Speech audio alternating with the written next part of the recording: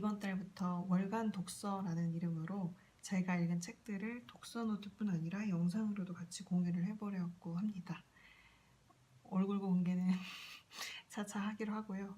피드백이 좋으면 다음 달에도 하고 뭐 별로이면 그냥 이번 달에만 하는 걸로 하겠습니다.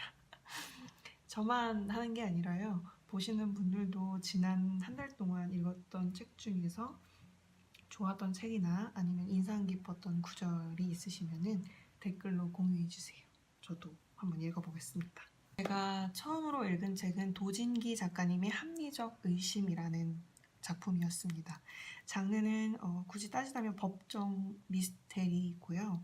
제가 워낙 이쪽 분야를 너무 좋아해요. 굿 와이프도 굉장히 재밌게 봤었고, 이 소설의 주인공은 화자는 판사입니다. 그래서 어떤 판사, 인간으로서의 판사를 되게 잘 느낄 수 있는 소설이었어요. 이 소설에 굵직한 어떤 하나의 사건은 젤리 살인 사건이라고 불리는 사건인데요. 두 남녀가 모텔에서 술을 먹다가 남성이 목에 젤리가 걸려서 사망한 사건이었습니다. 굉장히 안타까운 죽음이었는데 가족들이 의심을 하기 시작하죠. 왜냐하면 그 여성이 남성이 죽자마자 생명보험금을 자기 앞으로 탔기 때문이었어요. 그래서 모든 심증으로는 여성이 범인이었지만 그런 어떤 여러 가지 합리적인 의심에도 불구하고 물증이 없는 거예요.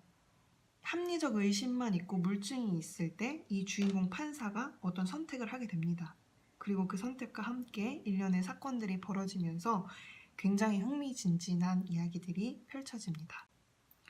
그래서 이 소설은 세상 법과 정의란 무엇인가 이런 생각을 하게 합니다. 이 소설 중간에서도 이제 이 판사가 중간중간에 어디 가서 강의를 하는 내용이 나와요. 자기가 이런 강의를 했다. 법에는 행선지가 없습니다. 무한궤도를 무심히 도는 톱니바퀴 같은 존재인 거죠. 법은 정의에 큰 관심이 없습니다. 규칙 속에서 예측 가능하게 돌아가는 체제 유지가 우선 목표입니다. 그래서 우리는 정말 법이 우리를 보호해줄 거라고 생각하지만 법에는 행선지가 없다는 말이 굉장히 좀 무섭고 섬뜩하게 다가오더라고요. 실제 사건을 알면 조금 더 감정이입을 해서 볼 수 있는 소설이기도 해요. 일명 산낙지 살인사건이라고도 불리는데 이거는 이제 반대로 여성이 사망합니다. 여성이 모텔에서 술을 먹다가 목에 산낙지가 걸려서 질식사한 사건이었는데요.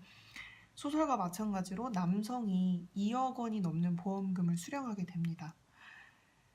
이것부터가 굉장히 의심스러웠는데 여성이 죽기 불과 한 달 전에 생명보험을 들었다는 것부터가 굉장히 의심스러웠고 이 여성은 한 달에 65만 원을 버는 여성이었어요. 20대 초반의 여성이었기 때문에 아르바이트를 하고 있었고 그런데 이 여성이 13만 원짜리 생명보험을 든 것 그리고 사망 외에 상해, 다치거나 아픈 거는 보장이 되지 않는 보험이라는 것 그리고 결정적으로 가족들의 증언에 의하면 이 여성은 치아 질환이 있어서 질긴 음식을 먹지 않았어요.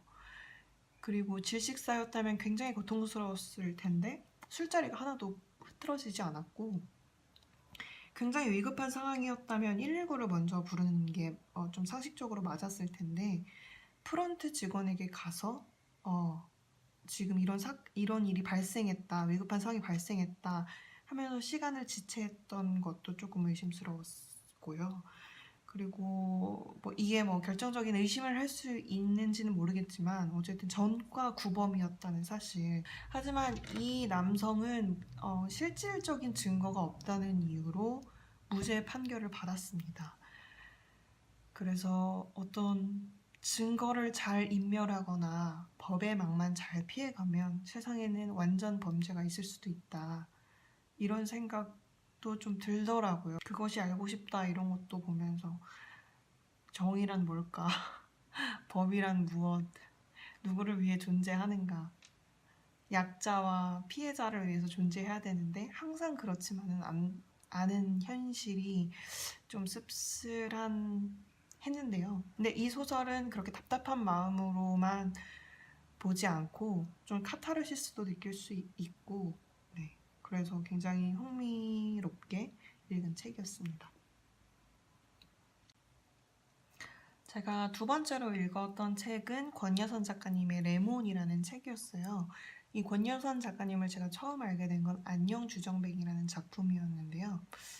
그 작품의 첫 줄이 이렇습니다. 산다는 게 참 끔찍하다. 그렇지 않니? 그리고 제가 레몬에서 이제 필사를 한 문장 중에 이런 문장이 있어요. 끔찍한 무엇을 멈출 수 없다는 것. 그게 한 인간의 삶에서 어떤 무게일지 나는 상상조차 할 수 없다. 그래서 저는 어떤 면에서 소설은 아주 끔찍하도록 고통스러운 인생을 사는 사람들에 관한 이야기, 그리고 이런 사람들의 인생에는 아무런 의미가 없을까? 그냥 고통일 뿐인 걸까? 이런 거를 좀 돌아보는 기능을 하는 것 같아요, 소설이. 그래서 이 소설도 살인사건을 중심으로 이야기가 진행이 됩니다. 여고생 혜연이라는 인물이 있는데요. 굉장히 비현실적으로 예뻐요. 아름답고. 근데 본인은 자기가 얼마나 아름다운지를 인식을 못하는 그런 아름다움을 가지고 있는 여고생 혜연이 살해를 당하고, 그리고 혜연의 동생 다원이, 그리고 다원의 문예반 선배이자 혜연과 같은 반이었던 상희, 그리고 당시에 용의자 중에 한 명이었던 신정준이라는 남자와 이제 고등학교를 졸업하고 먼 훗날에 결혼한 이제 태림이라는 여성. 이 태림이라는 여성은 피해자 혜원과도 같은 학교 친구 사이였죠. 친구라고 할 수 있는지 모르겠지만. 이 세 명의 화자가 등장해서 끊임없이 이 사건에 대해서 얘기하고 이 사건에 얽혀있는 사람들에 관해서 이야기를 합니다. 화자가 세 명이기 때문에 지루할 틈이 없었던 것 같아요. 여기서 어떤 용의자가 한 명이 더 있어요. 아까 말씀드렸던 신정준이라는 남자가 있었고 또 다른 용의자 한만우라는 용의자가 있었는데, 이 한만우라는 용의자는 어렸을 그 당시에 치킨 배달을 하고 있었고 오토바이를 타고 가던 중에 살해당한 혜연이라는 여성이 신정준과 같은 차를 타고 있었다고 진술을 합니다. 그래서 그때 나시와 반바지를 입었다고 증언을 했는데, 자기 오토바이를 탔을 때 실제로 그때 혜연은 원피스를 입고 있어서 어떤 여러 가지 진술이 정확하지 않아서 굉장히 의심을 샀고, 알리바이가 없었어요. 그 시간에 여동생이 집에 들어오는 현관문 소리를 들었다, 이거 외에는 알리바이가 없었어요. 근데 합리적인 의심은 있었지만 증거가 없어서 풀려나게 됐죠. 몇 년이 흐르고 이제 결국에는 범인을 찾지 못한 상태에서 동생 다원이 우연히 그 같은 학교를 다녔던 상희 언니를 만납니다. 상희 언니를 만나고 또 옛날에 용의자였던 한만우를 자기가 직접 찾아가면서 이제 윤태림이라는 여성에게까지 가면서 어떤 사건의 실마리라고 해야 될까요? 이 소설은 사건의 범인을 찾는 게 중요한 소설이 아니고 그 사건에 얽혀있는 사람들과 그 사람들의 고통에 관한 이야기였어요. 그래서 굉장히 구구절절하게 다가왔고, 저는 상희 언니에게 굉장히 감정이입이 많이 되더라고요. 근데 이 상희 언니는 이 살인 사건에서 굉장히 제3자예요. 전혀 뭐 개입이 돼 있지 않은. 근데 오히려 이 상희 언니라는 캐릭터가 어떤 타인의 고통에 쉽게 잘 공감하지 못하는 어떤 일반 사람들을 대표한다고 생각했어요. 상희가 우연히 다원을 만나서, 그러니까 다원이 상처를 입은 상태니까 굉장히 공격적이란 말이에요. 그러면서도 마음속으로는 이해하는 척하면서 굉장히 본인도 좀 기분 나빠하고, 그리고 그 당시의 사건을 돌이켜 봤을 때 학교 분위기가 뭐 몇 명이 사고를 당하고 누가 유학 가고 전학 가고 뭐 그런 거지. 우리는 여기서 수능 공부나 열심히 해야지. 이런 분위기를 떠올리면서 내가 이 사람의 고통을 과연 이해할 수 있을까? 이런 성찰을 하는 인물이기도 해요. 끔찍한 고통을 바라보는 사람들의 이중적인 태도, 그런 거를 상희 언니가 좀 보여준다고 생각했고요. 스스로를 좀 반성하게 되기도 했죠. 이 레몬이라는 소설은 그렇게 길지 않고요. 길지 않음에도 불구하고 굉장히 깊이가 있고 어떤 고통에 대해서, 삶의 의미에 대해서 다시 한번 돌아보게 한다는 점에서 정말로 추천드리고 싶은 소설입니다. 그리고 에세이 두 편을 간단하게 소개해드리자면, 하나는 많이들 보셨을 것 같은데 이경미 영화감독의 잘돼가 무엇이든 이라는 에세이였어요.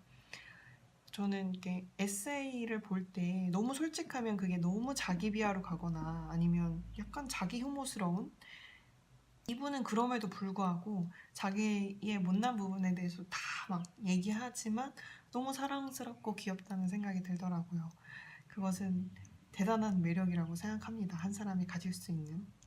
그래서 저도 어떤 글을 쓰거나 뭘 할 때 제 자신이 너무 무거워진다, 아니면 막 필요 이상으로 너무 진지해진다 싶을 때 힘빼기용으로 이렇게 들춰보는 책 중에 하나였고요.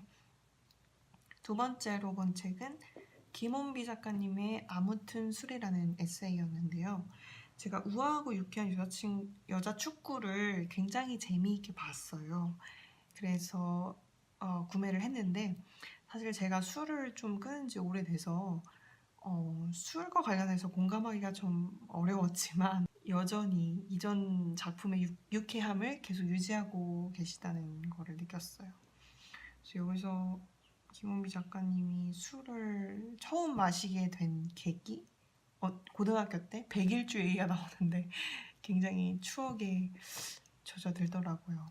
네. 그리고 아직 사놓고 읽지 않은 책은 BBC 드라마 킬링 이브의 원작이죠. 킬링 이브, 루크 제닝스 작가의 킬링 이브라는 책이었는데요.